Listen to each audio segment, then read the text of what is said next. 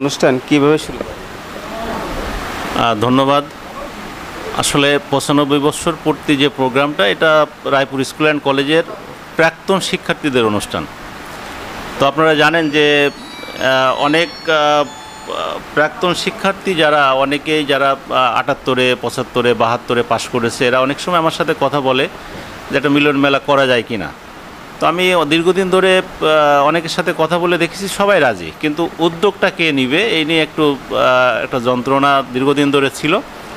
তো আমি আমাদের প্রাক্তন কিছু ছাত্র যারা এখন সমাজে প্রতিষ্ঠিত, যেমন ডাক্তার আমিনুর রহমান, ডক্টর কৌসর উদ্দিন আহমেদ, ডক্টর ইনামুল কবির, এই জাতীয় আরও কিছু লোক, তাদের সাথে কথা বলার পরে দেখলাম যে তারা খুব আগ্রহী।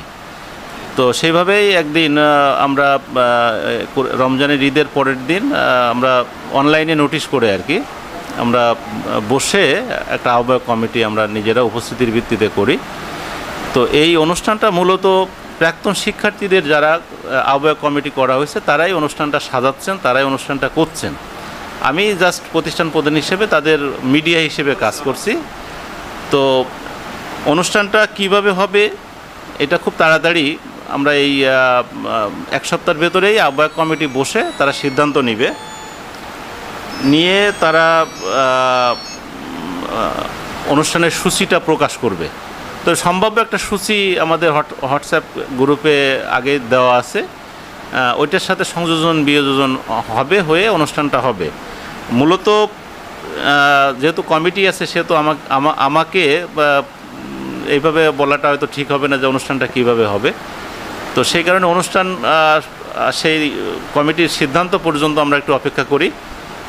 দ্বিতীয়ত স্যার, প্রত্যেক ব্যাচকে কিভাবে পরিচিত করবেন? এটাও ওই একই উত্তর আর কি, যে আমরা আগামী সপ্তাহের ভেতরে যে আহ্বায়ক কমিটির যে মিটিংটা আছে সেই মিটিংয়ে এই ব্যাপারে সিদ্ধান্ত হবে। তো প্রত্যেক ব্যাচে যারা রেজিস্ট্রেশন করবে, এই রেজিস্ট্রেশনের ভিত্তিতেই আমরা সেই ব্যাচকে স্মৃতিচারণমূলক যে বিষয়গুলো আছে সেই বিষয়গুলো ব্যাচভিত্তিক তারা স্মৃতিচারণ করবে, সবাই স্মৃতিচারণ করতে পারবে। এবং সেই ব্যাচ নির্ধারণ করবে যে তাদের সবাইকে কিভাবে উপস্থাপন করবে অনুষ্ঠানে। স্যার, এই অনুষ্ঠান ঘিরে কি আয়োজন থাকবে? অনুষ্ঠানের আয়োজনটাও আসলে একই প্রশ্ন বারবার হয়ে আসছে। তো আমাদের হোয়াটসঅ্যাপ গ্রুপে একটা সম্ভাব্য সূচি দেওয়া আছে, যদিও এটা আমাদের কমিটির সিদ্ধান্ত না। তো সেটা আমিও সেই সম্ভাব্য সূচি থেকেই আমি বলছি যে সকালবেলায় হয়তো ডেলিগেট কার্ড, টুপি, টি শার্ট বিতরণ, তারপরে জাতীয় সঙ্গীতের মাধ্যমে ফিতা কেটে উদ্বোধন, এরপরে র্যালির পরে নাস্তার পরে স্মৃতিচারণমূলক আলোচনা, এটা কন্টিনিউ চলতে থাকবে দুপুর পর্যন্ত। তারপরে দুপুরের খাবার এবং নামাজের বিরতির জন্য হয়তো ঘণ্টাখানেক বিরতি থাকবে, তারপরে আবার স্মৃতিচারণ। এরপরে 4:30 বা এরকম সময়ের দিকে সম্মানিত অতিথি যারা থাকবেন, এই অতিথিরা তারা তাদের বক্তব্য যেগুলা আমরা সেটা শুনবো। এরপরে হয়তো বিকাল অথবা সন্ধ্যার দিকে সাংস্কৃতিক অনুষ্ঠান এটা হয়তো থাকবে। এটা আনুমানিক সূচি আর কি, এটা কমিটি সিদ্ধান্ত নেবে, কমিটি যে সিদ্ধান্ত নেয় সেভাবে অনুষ্ঠান হবে। আমি যেহেতু অনুঘটকের কাজ করছি, অনেকের সাথে কথা বলে এরকম একটু শুনেছি আর কি, সেটাই আর কি আমি জাস্ট বললাম। এখানে আরেকটা বিষয় আছে যে অতিথির ব্যাপার, যেটা অতিথিটাও নির্ধারণ সেই কমিটি করবে। যেহেতু প্রাক্তন শিক্ষার্থীদের মিলন মেলা, সেখানে আমার মনে হয় যে বেশি অতিথিদের মানে আমাদের স্টুডেন্টদের বাইরে, প্রাক্তন স্টুডেন্টদের বাইরে বেশি অতিথি রাখলে পরে আমাদের অনুষ্ঠানের কিছুটা শ্রীবৃদ্ধি হতে গিয়ে হয়তো প্রাক্তন শিক্ষার্থীরা তাদের যে মিলন মেলা, তাদের যে মনের আবেগ, এটা হয়তো প্রকাশ করতে সময় কম পাবে। সে কারণেই কেউ মতামত দিয়েছে যে যেন বাইরের অতিথি বেশি না রাখা হয়, পদবিওয়ালা অতিথি বেশি না রাখা হয়।